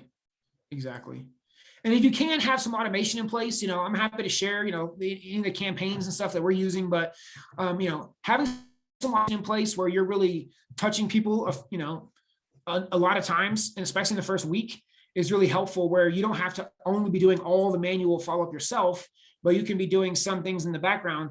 I shared a video the other day, maybe some people saw it, but like some of the text messages that are getting really, really high response rate for us is, like first name question mark, like Jared question mark. Or you can also have one that says like, is this Jared question mark? Those two get really good response because people are always like, yeah, who's this? Or whatever, right? Another one, are you still looking for a house? So that was especially good if you have older leads that you haven't touched for a while. Just send them that. That's it. Are you still looking for a house? Question mark. And they'll reply. Last one is that gets a good response on text messages is based on like Eminem. It's like using some humor. Sometimes people, they, are so used to automation and like really square, boring automation. And so if you just can prove that you're like a human and, you have some humor, it's a great way to get people to respond. So we have one where it's like, guess who's back again, like Eminem, LOL, and that always gets people to reply back. They're like, oh, whatever, right? They're like laughing face but at least we get a conversation started and it's better than not having no conversation. So, look at some of that kind of stuff, having some automation built in where it's only based on you making phone calls, but it's also having automation built in so that, they're getting touched every day or every other day or, whatever frequency you want to do it. And then, I don't recommend having long-term campaigns. So not just trying to convert them for 7 days, but like what happens for 30 days or 60 days or 180 days or a year, because everybody, especially running Facebook leads and stuff, everybody's just not ready today. And so you need to have some kind of system in place where you can start them long-term. Okay. I'm going to show you on the retargeting piece, how to build out your couple audiences to do retargeting to. Okay. The only piece I'm not going to show you right now is how to do it on your website. So everybody's web a little different. I wonder if that must like literally just happened, right? Because we just finished running the ads. I wonder if my account just got challenged. We'll see what's up. 1 second, I'll just go switch. I'll just switch to something else. Go check out and see what's up with that. And I'll be honest, Nick, I think a lot of the times what you'll find, practicing this is some work and some don't. Some ads will run and some will get kicked out, so don't give up. 100%. Yeah, totally. And if your ads do get, challenged, just, be willing to do a review. Just know, we have ad account issues with some regularity, because we're running so many ads and it just happens. Like sometimes Facebook will disable something. Look, I think one of the accounts just got disabled now. I'm not 100% sure, but I'm going to go figure out after this call, if that's what just happened. I just submit the review. I'm not doing anything wrong. So I know I'll get the account back. It might just take like a little bit of back and forth. Okay. So in here, if we want to create an audience, we want to create custom audiences to use for retargeting. Okay. So first one that we want to use is we use based on lead forms. Okay. So based on lead forms. So that's like what we just did there, where we just created that lead ad. So now anybody who engages with those forms, we can be able to retarget them. So we can say anyone who opened this form, anyone who opened but didn't submit it, open and submitted. I go with everybody who opened the form, right? So I want people who submitted and didn't submit. So then just come over here, pick your page. And then right here is where you got to pick your forms out. Okay. So I just hit select all, right? Because I just want to use all my forms. Not, I don't need to like get specific on certain forms. So I just hit select all. You can see it selected 25 options. And then right here on retention, it says that the maximum time is 90 days. So that means it's only going to go back people who filled out your form in the last 90 days. Okay. So leave it there. And then audience name, we're going to call this form fills. All right. So I'm going to hit create audience. Okay. So that's one that we can do. Now, next one that we can build out is another custom audience. And this one is going to be based on videos. Okay, so with video. Now, this is what with CC, what you were talking about early on, I think is if people watch your videos, now they're going to get caught in retargeting. What's cool about doing this is with using videos in your retargeting is every time watches one of your retargeting videos, they're automatically put back in your marketing, in your remarketing audience again. So it's like every time they see it, that's why it's just a self-feeding system that works extremely well. So engagement, choose a content type. So I think the people who viewed at least 10 seconds on my video, the reason is 3 seconds can just be like an accident, you know, maybe they like coughed or something or whatever, but 10 seconds is at least a little bit more intentional. So that's what I prefer to go with, 10 seconds of video. You can do videos, the retention is way higher, 365 days. So it's going to go back an entire year of video views for you. So then right here, I'm going to go with video views. Oops, wow. Okay, now what we got to do is we got to choose the videos. So people who viewed at least 10 seconds of the video, choose the videos. Now here, you know, first thing is figure out whichever Facebook page you're going to use. So I'll go with the Northern Colorado one and see if there's actually like, you know, barely anything over here on this one. So right, I can grab those 2 videos. I could change pages and I could go to another page, right? So I could go grab this page here and I could select these videos. I could go to another page and, you know, I could just keep doing that. I can select all my, whatever pages you have, I can select all the videos from all those different pages, right? So I can just keep going through that. And over here, it's going to show you all the videos that are in your audience. If you ever want to take one out, just hit the X and take it out, right? And you could prove something if there was a video that doesn't make sense to remarket to. So that's how you can build out your video views audience. Now, what's with this audience here, it does not bring in new videos automatically. So if you're adding new videos to Facebook, you got to put it in your, you know, checklist or whatever to put a video on Facebook and then come over here, hit edit videos, and then find that new video and add it, right? And then hit confirm again. So that whenever they're seeing your new video, they're getting recaught back, you know, in for your remarketing. Okay. So we got form fills, video views. Next one is based on your Facebook page. Okay. So we can hit Facebook page, pick whatever page is. And see right here, everyone who engages with your page, that's what I'm going to choose, but I'm going to let you see the other options. So people who like or follow, people who visited the page, engage with the post or ad, click the call to action button, send a message to your page. So you can get pretty specific, but there's no reason to pick everyone who engaged with your page. All right, same thing, a year's worth of retention. You could come down and you could pick more pages, right? So you can pick multiple pages if you want, or you can also exclude pages. So, you know, you could exclude some specific page if you didn't want to get in front of a certain audience, but probably, you know, in general, most people don't need to do that, right? So anybody who engaged with your page, then I'm going to come down here and give this, so I just call this page engagements. All right. So now we've created three custom audiences so far: form fills, video views, page engagements. All right. Next one you can do. I had a quick question. Yeah. Can we do one based on contact info? Let's say I've got 100 leads in my database and I've got their phone numbers and emails, and I just want to find another way to stay connected. Is that an option? Yeah, absolutely. I'm going to show you that in just a second. If you add the question in Zapier, will you get their individual answer? Yes. Yeah, Deb, you get the individual answer whenever you do that. Okay. So yeah, so last one I'm going to show you around Facebook stuff is right here, Instagram account.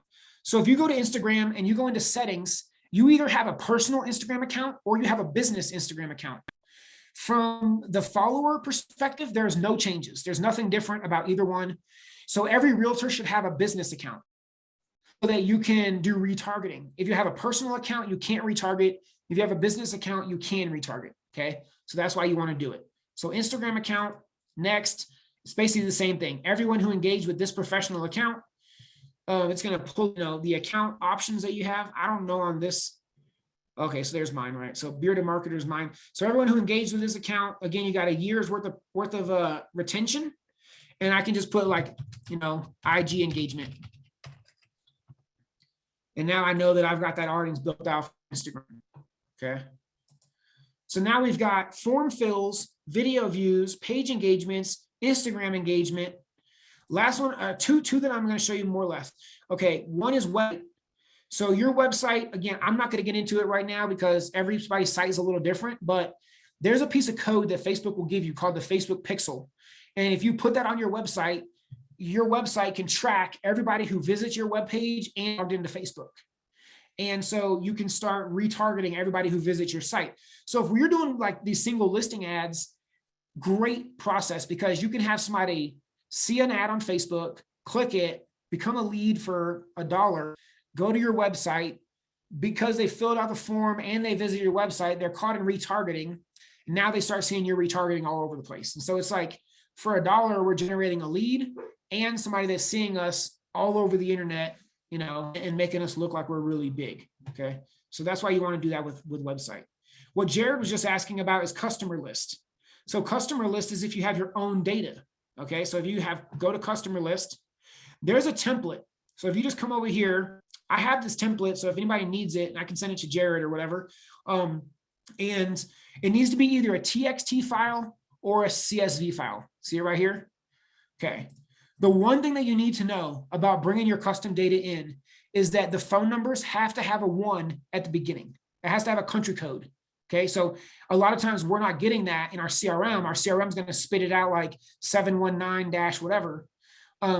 You got to get the 1. So, you know, ask around, look at a YouTube video, find somebody smarter than you on Excel, and make sure that you get the 1 put at the beginning of your phone numbers in order for it to work. Okay. I'm not good at that either. So I actually pay a guy on Fiverr to do it for me because I don't know how to do it. So that's why Fiverr's like, congrats, you achieved something. Like, yay. It's because I just paid a guy to do something on Excel, right? So they have a template here. So you can see what it's going to tell you to bring in, at least email, phone number. That's the things that are most important. You know, phone number, that's all you really need, okay? So I'm going to hit next. Does your list include a customer value? Imagine for a second that your CRM calculates up all the real estate your clients have ever bought from you, and you have some list on how much real estate every person has bought.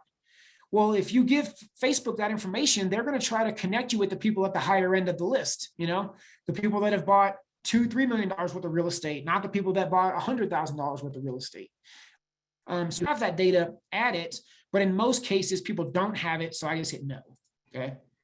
You just upload your list. So I'm going to go hit upload file. Let me go see if I can find one. Let's see, line desk. Okay, I have that one for now. All right.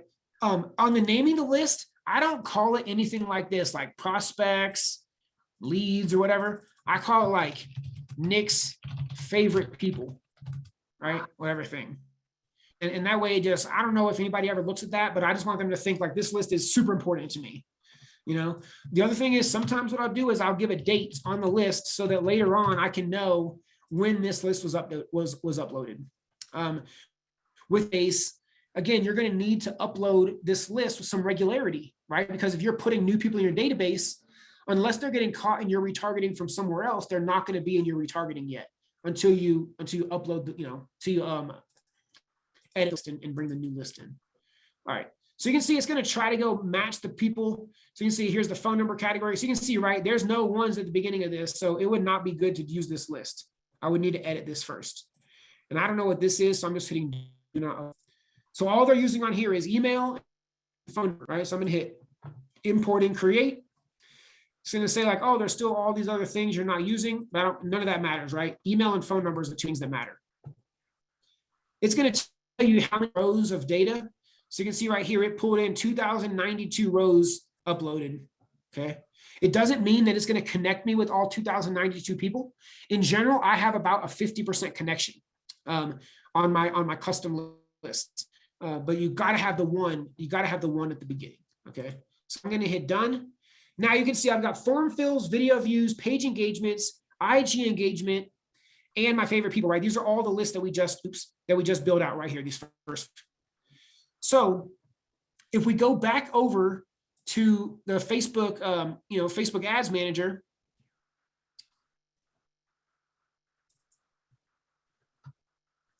and let's say, for example, we shoot in a video and we want to go run that now as retargeting to all of our, I don't even know, Lolo 2. Oh yeah, okay. I see where I'm at. Okay, so in this case, if we want to go run a retargeting, that's going to be video ad. Okay, we're going to go for video views, and then I'm going to hit continue. And then what we're going to do is we're going to go down. You want to give this a name, right? So in my case, I would call like our retargeting video 1 or whatever you want to, whatever you want to call your campaign. Actually, I'd probably just call like the campaign. I would call the campaign like retargeting. And then I'll show you how you can, pull in different videos as like sub pieces of that. Now, special ad categories, you probably have to, still, but just depends on what you're doing for retargeting. If you're talking about anything real estate related, you're going to have to pick the special category. I try to at least run some videos on retargeting that are not real estate related, so I can try to not have to pick that category, so like local events. Hey, what's going to be at the pumpkin patch next weekend? Come out and see me, that kind of stuff, right? So then when you come down, I'll show you on in the ad level right here.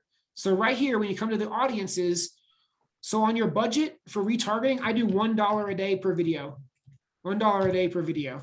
The only reason I would make that any more than $1 a day is if you have more than like 10,000 people in your retargeting audience, then maybe make it $1.50 or $2 a day. But $1 a day with 3 videos, so you're spending $3 a day, that's perfect. It's perfect. It's just the right amount. So you'll be around a lot, but not enough to be annoying, where people hide your videos. So on the audience right here, you can see search existing audiences. It's going to pull up all the ones that we have. So there's Nick's favorite people, IG engagement, page engagement, video views, form fills, right? There's all I just built, and that would be my audience in that case. I'm not narrowing it down to anything lower than that. You could, if you want to, if you don't want to talk to anybody that's not in Colorado, I could narrow it down based on Colorado or some of the things. But if they've demonstrated interest in what I've got going on, I just want to be in front of them, because you just don't know.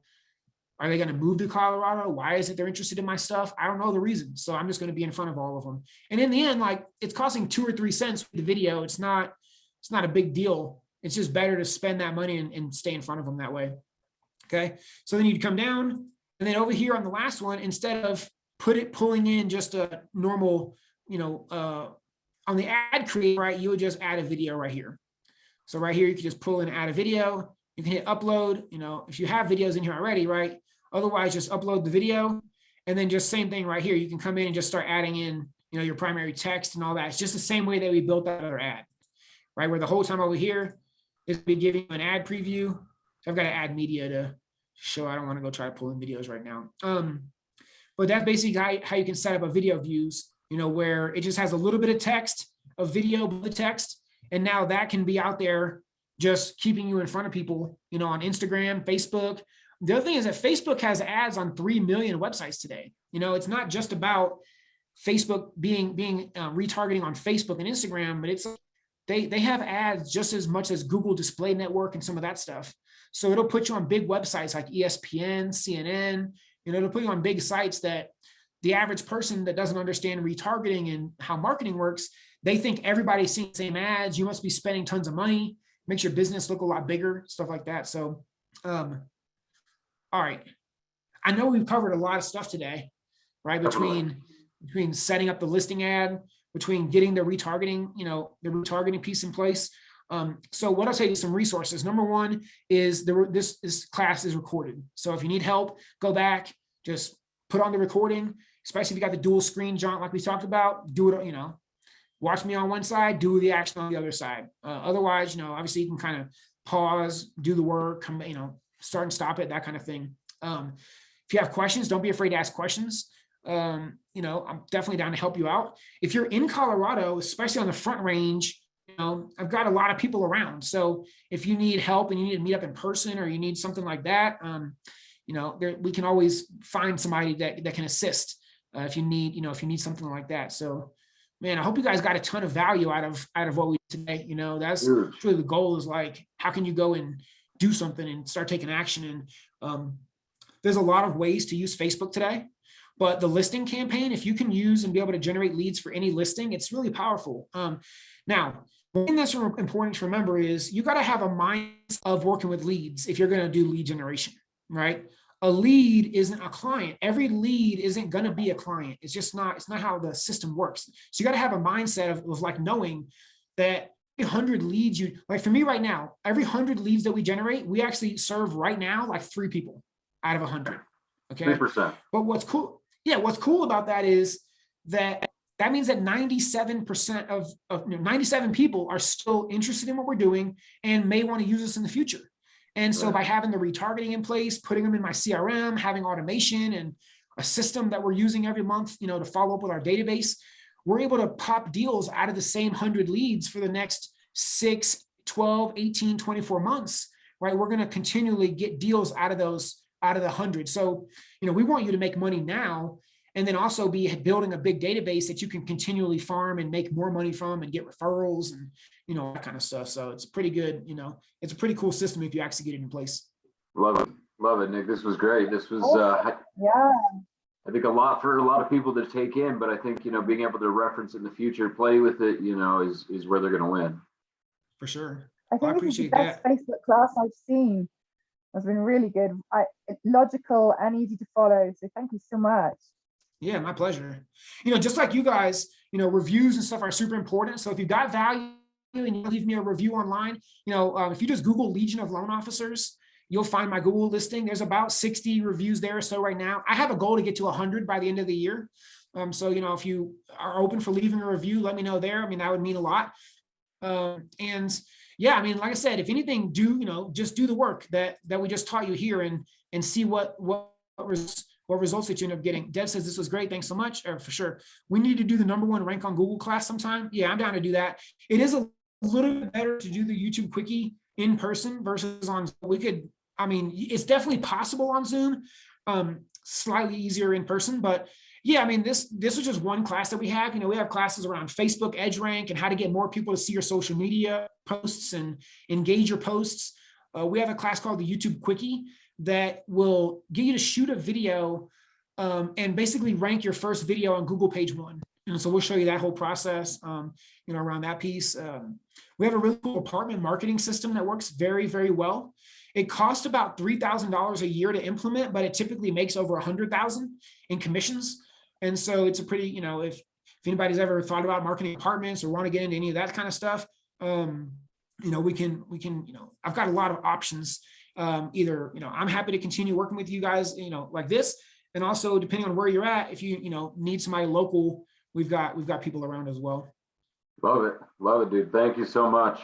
For sure. And make sure whoever, I think it was CC and Tina, maybe. Tina, yeah, whoever it was that asked the 2 questions earlier, just make sure I get your addresses so that I can get you the books out. Yeah, and there's anything you guys need, look me up on Facebook, Nick Carpenter. I look pretty well like this on my Facebook profile. That's the best way to kind of stay in contact. Yeah, follow my Facebook. Yeah, Facebook is definitely the way. If you want to have a one-on-one meeting and, to kind of figure out like, what are some specific ways we might be able to help you grow your business? I have a link. It's zoomwithticket.com. So like ZOOM, zoomwithticket.com. And you'll just meet with me. You're not going to meet with anybody else. It'll just be me, 15 minutes on Zoom. And my goal actually is I have a 21-point checklist that I want to go over with you. I want to ask you yes or no questions, 21 yes or no questions. And I'm going to figure out gaps you have in your marketing. And I just want to figure out, how can wins for you. And that's free, the zoomwithticket.com, just a quick meeting and we'll kind of see like, do I have the ability to help you? Are you somebody that we can get along with and we should help? All that kind of stuff, right? And so zoomwithticket.com is if you want to meet up for 15 minutes one-on-one. Otherwise, yeah, Facebook is like the place I'm the most, the most active. Although I've sort of like not been that active for the last 2 weeks. We've just been working on some big stuff. And sometimes, I don't know, I just like, at the end of the day, I don't post. Even though I teach people how to post and use Facebook, I even have moments where I don't even do the same thing I teach people to do, right? And just sometimes same thing, right? It's like, but consistency wins, so that's the thing. If you're going to do something, just like you're going to do Facebook leads, commit to doing Facebook leads for like 90 days, especially if you're only running $5, $11 a day, whatever. It's not a huge commitment. We're talking about $1,000 over 3 months and commit to that, right? Hey, I'm going to commit $1,000. I'm going to do this thing for 3 months and I'm going to see what happens. How is it affecting my business? in 3 months from now, especially in real estate, it's like a 90-day cycle. What you do today is going to make you a check in 90 days from now. Definitely. So it's just kind of having that mentality and being prepared to deal with leads, knowing some people are going to be rude to you. Some people are going to tell you to F off. Some people are going to be not interested. But if you just go into it knowing that you're just here to provide value and have great conversations, not like you have some, it's not necessarily about your goals coming out of a conversation with leads. It's about what's the lead's goal, Correct. and if somebody's not ready to buy a house of you today, or they have bad credit or all these things that could be a frustration, it's just know that that's going to happen and have a plan for it. So it's like, hey, when you get somebody that has bad credit, we tell people like, you know what, that is awesome. Thank you for admitting that and telling us that. Like that means we have a lot of room for improvement, and we can get you even a better mortgage rate whenever it's time to get a loan and blah, blah, blah, by getting you into some counseling today. Right. And so, have just all stuff, right? Just have a plan for people that don't want to buy now, or the people that don't have the right credit to buy now, or whatever stuff, knowing that it's just a numbers game, it's just a numbers game. And with enough conversations, you'll find the wins. There you go. If you can't convert a lead, it's you, not them. Yeah, totally. Yeah. All right. Good. This was great. This was more than we expected. Thank you, Nick. Awesome. Well, thanks again, Matt, for setting this up. Yeah, man, appreciate it. And let me know on there's some other classes or whatever stuff. I'm happy to, we could do this with some regularity, or I can obviously introduce you guys into, other people that I know and stuff as well. So just let me know how I can support you. I appreciate it. Thank you so much, Nick. Thank you. All right. Thanks, Matt. Thanks, Jared. Hey, thanks, guys. We'll see you later on. Absolutely. Thank you. Thanks, Jared. Thanks, Have a Matt. great Wednesday. Thank you. Yeah. Can I end the meeting, Thank or do you. you want me to send you back as host? No, you can end it. Okay, cool. All right. We'll see y'all later on. Thanks.